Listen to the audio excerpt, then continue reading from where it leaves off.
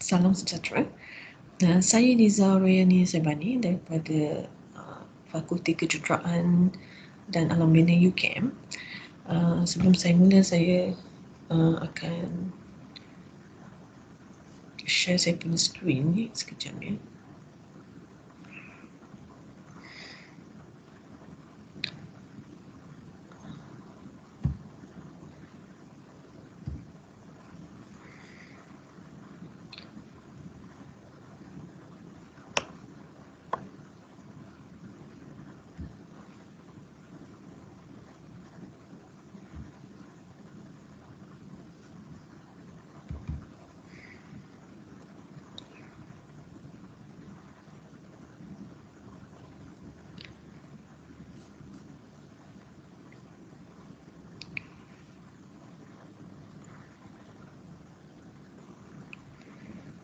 Okey.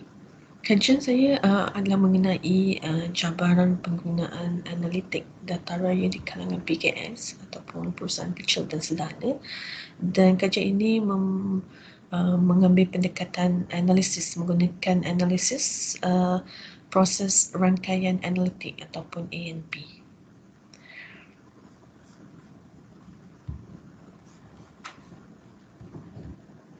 Data raya merupakan kumpulan data yang sangat besar yang dapat dianalisis secara komputasi untuk menilaikan corak, trend dan berkaitan, terutama yang berkenaan dengan tingkah laku dan interaksi manusia. Jika data yang betul dikumpul dengan cara konsisten dan cara yang sistematik, analisa yang dibuat dengan menggunakan perisian profesional dapat menghasilkan analitik data raya supaya satu rumusan mengenai kewujudan berkaitan, corak dan trend tersebut boleh dibina.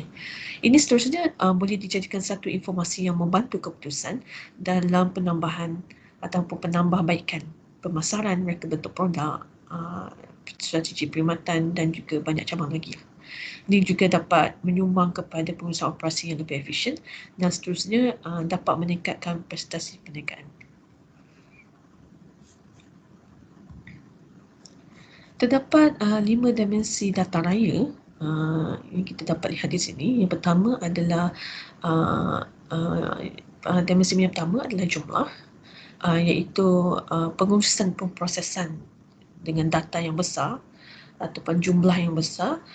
Kita boleh nampak dengan contoh ataupun yang data terlibat dengan rantaian bekalan global dan juga data yang terlibat dengan analisis kewangan global. Yang kedua adalah kelajuan. Pengurusan data masa sebenar, ia merangkumi pengurusan data masa sebenar ataupun kita panggil real time data yang terjana dengan frekuensi yang sangat tinggi seperti data sensor, data perdagangan elektronik dan juga data internet benda ataupun Internet of Things. Yang ketiga, kepelbagaian. Pengurusan data yang menggunakan ataupun perusahaan data yang melibatkan pelbagai format seperti XML, DBMS dan juga pelbagai skema dan juga pelbagai makna seperti Enterprise Data Integration. Dimensi yang keempat adalah kebenaran, iaitu definisi kebenaran di sini membawa maksud kualiti dan ketepatan ataupun amanah data yang didapati. Ketepatan data merupakan satu elemen yang sangat penting kerana analisis akan dijalankan mengikut data yang didapati. Oleh itu, kualiti data raya adalah jauh lebih penting berbanding dengan kuantiti. Itu untuk mendapatkan data yang berkualiti, satu garis pandu harus dihasilkanlah sebelum mengumpulkan data, dan ia sangat penting untuk mengkaji dan mengklasifikasi kepelbagaian jenis data dan sumber yang diperolehi. Dan juga dimensi yang terakhir adalah nilai.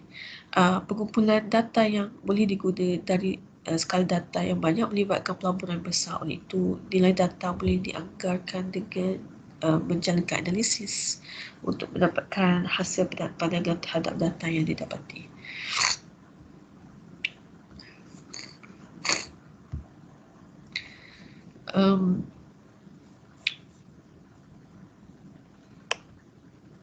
Penggunaan data raya telah menjadi satu yang tidak dapat diabaikan pada abad ini. Kebelakangan ini data raya telah berkembang dengan pesat dan menjadi amalan di negara maju serta negara yang berbangun.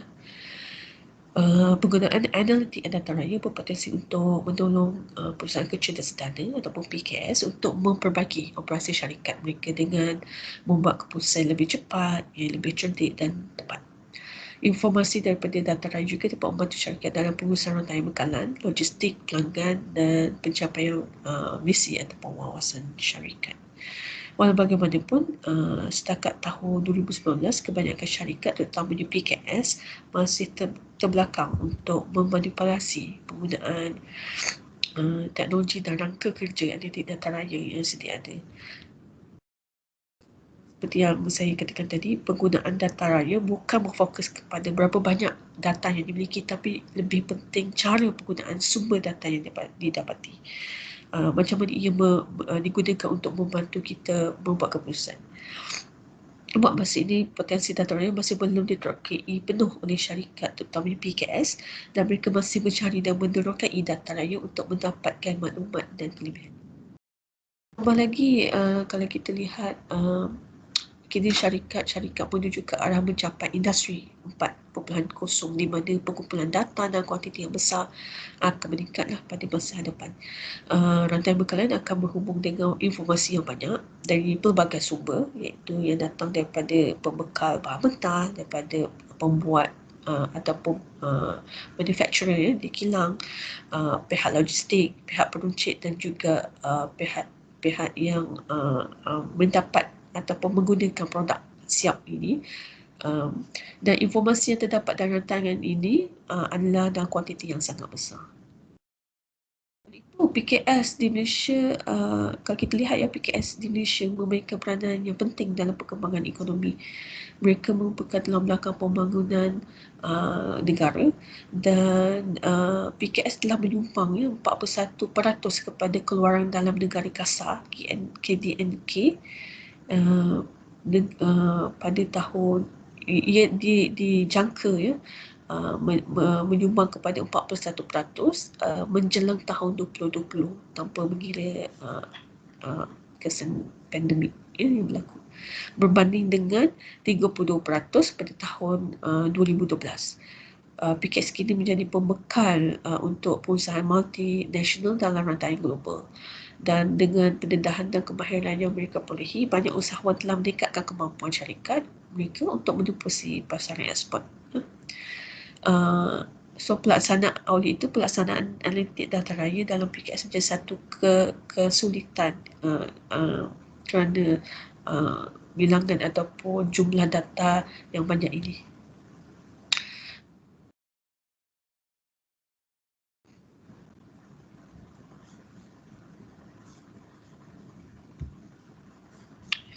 Dalam kajian ini,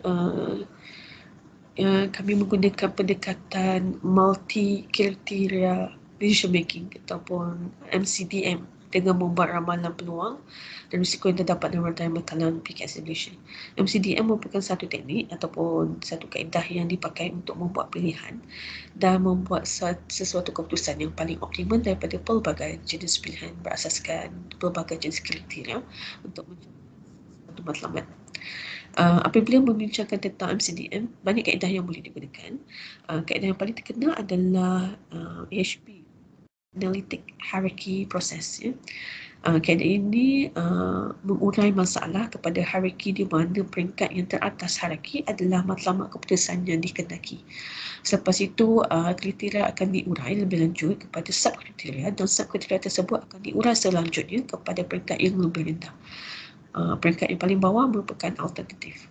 Dalam mencari pilihan terbaik untuk menyelesaikan masalah dan membuat keputusan, sekiranya wujud pengaruh atau kebergantungan antara kriteria diperlukan, HP tidak akan mengambil kira semasa membuat perkiraan. Sifat ini atau elemen ini menyebabkan keputusan yang dibuat adalah kurang optimal dan bukan yang terbaik. Oleh itu, penggunaan proses rangkaian analitik ataupun ANP telah dikemukakan untuk kajian inilah. Dan ANP adalah dilihat lebih sesuai berbanding dengan HP kerana ia boleh memodelkan kebergantungan dan membuat maklum balas antara nod membuat keputusan.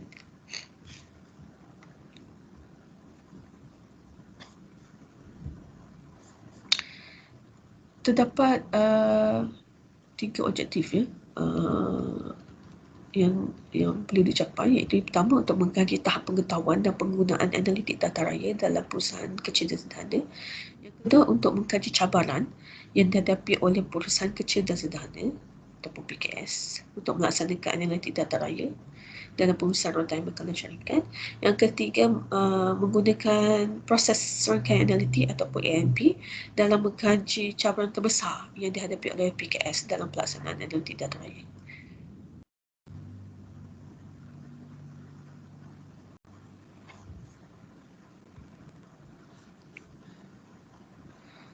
Okey.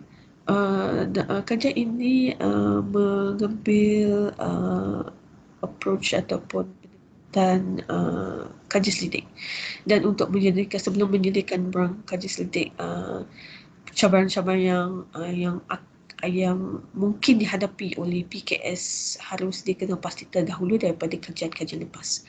So bila dilihat daripada kajian lepas, cabaran yang dihadapi oleh PKS yang mungkin dihadapi oleh PKS telah dikena pasti, seperti kekurangan kos, terdapat kekurangan kos, alatan ICT yang tidak canggih, kekurangan kepakaran data raya, keselamatan data raya untuk perubahan budaya dan pembatalan undang-undang kerajaan.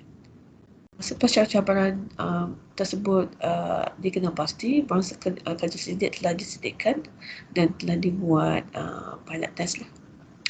Dan kaji selidik sebenar yang dijalankan hanya mensasarkan 100 responden, kerana ini adalah kajian awal, mensasarkan 100 responden pertama daripada PKS di negeri Selangor sahaja. Populasi PKS adalah didapati berjumlah 169,721 buah syarikat, dan 100 daripada jumlah tersebut bersamaan dengan 0.06%. Dan kajian ini juga menggunakan perisian dari sumber terbuka, iaitu super decision, untuk menjalankan analisis proses rangkaian analitik ataupun ANP itu, dan data yang dikumpul diasingkan mengikut kategori masing-masing dan dimasukkan dalam perisian mengikut kriteria. Sedikit mengenai super decision, yang merupakan satu perisian yang digunakan untuk membuat MCDM, dan perisian ini dibangunkan oleh Creative Decision Foundation ataupun CDF dan merupakan perisian pendidikan yang percuma open source. Ia ditubuhkan ataupun dibangunkan pada tahun 1996 oleh Thomas Sati dan isterinya Rosa Mitaka Sati. Terdapat 4 langkah untuk menjalankan proses ANP ini dan membuat analisis tentang cabaran terbesar yang dihadapi oleh PKS Indonesia. Yang pertama, mendefinisikan cabaran dan menentukan kriteria yang diingini, dan pada masa yang sama menetapkan objektif dan alternatif, serta menggunakan kaedah dekomposisi untuk memodel ke dalam rangka ANP. Seterusnya, kami membuat matriks perbandingan berpasangan atau progress comparison dengan membandingkan setiap elemen yang terdapat di setiap peringkat. Contohnya, perbandingan antara nod dan kluster alternatif berasaskan nod yang terdapat di kluster kriteria. Selepas itu, perbandingan antara semua nod yang terdapat di kluster kriteria berasaskan kluster alternatif juga sangat penting, dan ia boleh menjejaskan keputusan pembinaan. Skala yang digunakan untuk perbandingan adalah seperti jadual satu berikut.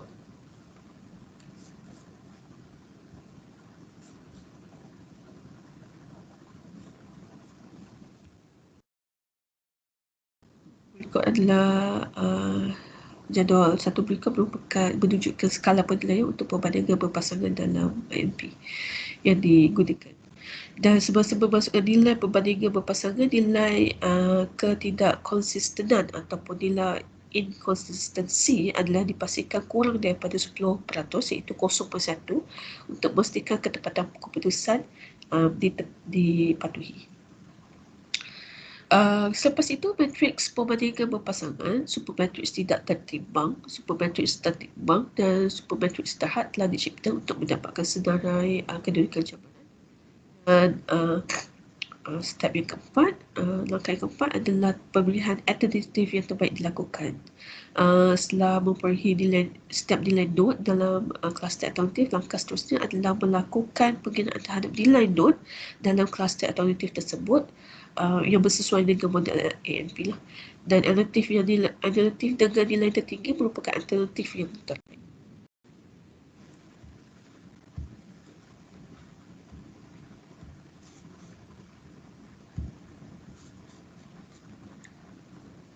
Mereka merupakan keputusan yang diperolehi.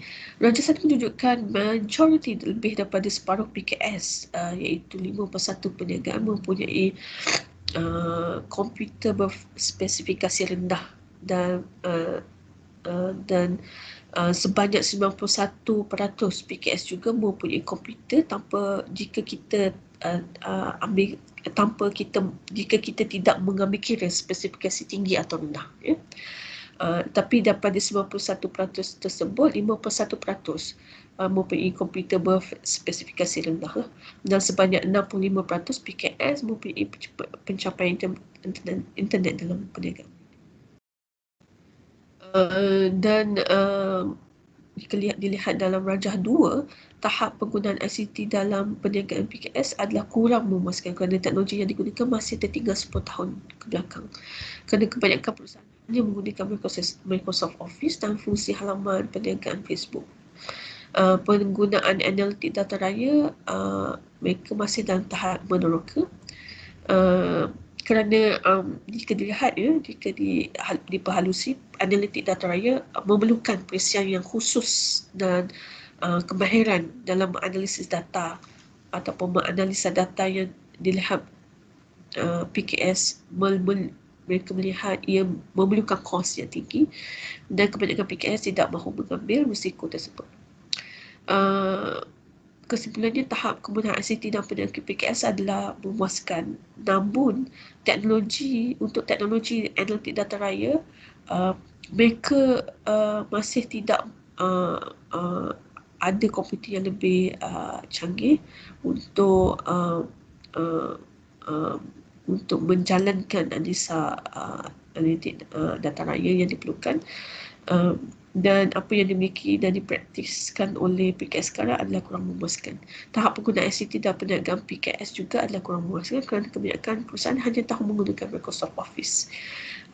Perusahaan profesional yang khususnya untuk analitik data raya tidak dipakai dan tidak dimiliki.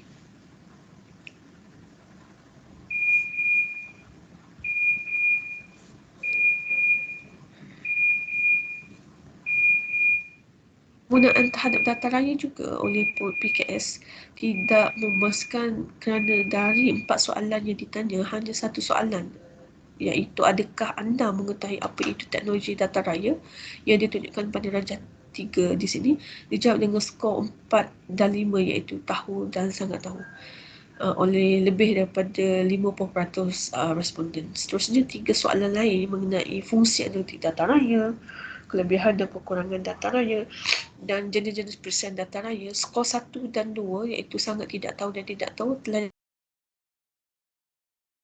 di 50%.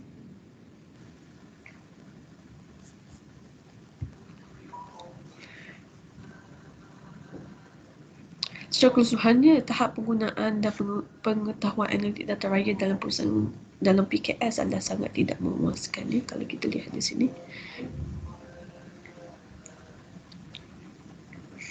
Selepas semua nilai perbandingan perpasangan telah dimasukkan dalam perisian superposition, supermatrix tidak tertimbang, supermatrix tertimbang dan supermatrix terhad telah dicipta. Untuk mencipta supermatrix tidak tertimbang, perbandingan berpasangan antara node dalam kluster alternatif ataupun cabaran berasaskan node dalam kluster kriteria harus dijalankan. Bagi mencipta supermatrix tertimbang, perbandingan berpasangan antara node dalam kluster kriteria berasaskan node dalam kluster alternatif ataupun cabaran dan perbandingan berpasangan antara kluster, iaitu jenis-jenis perniagaan, jumlah tahun perniagaan, jumlah jualan tahunan perniagaan, jumlah pekerja perniagaan, alternatif, iaitu jenis-jenis cabaran harus dijalankan. Selepas itu, senarai kedudukan akan didapati mengikut nilai pemberat yang diperolehi.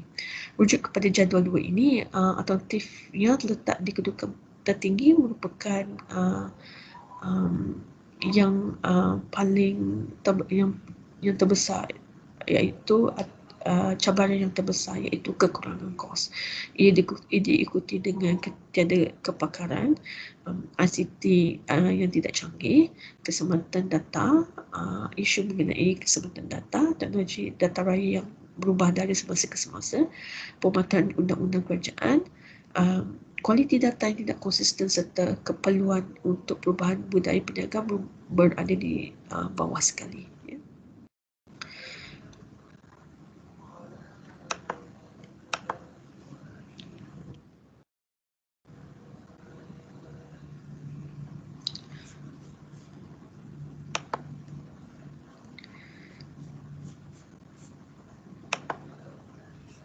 Secara kesimpulannya, apabila cabaran-cabaran ini telah dikenal pasti, kajian ini telah menganjurkan untuk sebagai satu kesimpulan, cadangan telah dikenal pasti untuk mencegah masalah yang timbul daripada pemasaran penggunaan analitik data raya ini oleh PKS. Yang pertama, PKS boleh ataupun perlu mengimplementasikan langkah demi langkah untuk mengelakkan perubahan yang terlalu besar dalam masa yang singkat.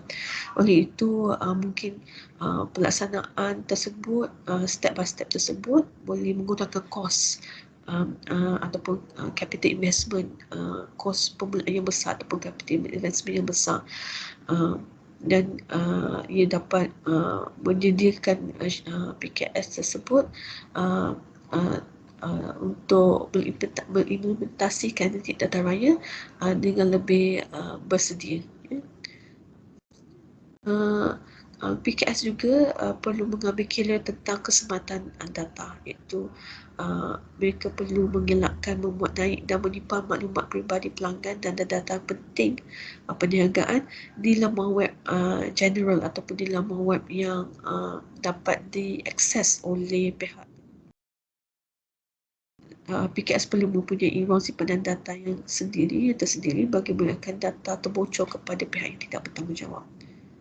Bagi kualiti data tidak konsisten, perusahaan PKS boleh mengupah ataupun mengambil pihak luar, third party, yang mempunyai kepakaran lebih dalam bidang analitik data raya ini untuk membuat analis, untuk mengumpul data, untuk menganalisa dan mengklasifikasikan data supaya keputusan daripada analitik data raya yang dilakukan boleh mencapai ketepatan dan kualiti yang tinggi.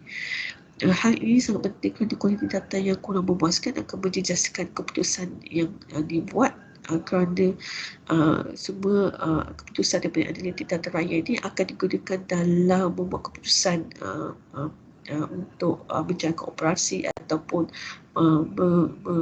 membuat bisnes baru untuk syarikat. Dengan ini saya akhiri dengan terima kasih.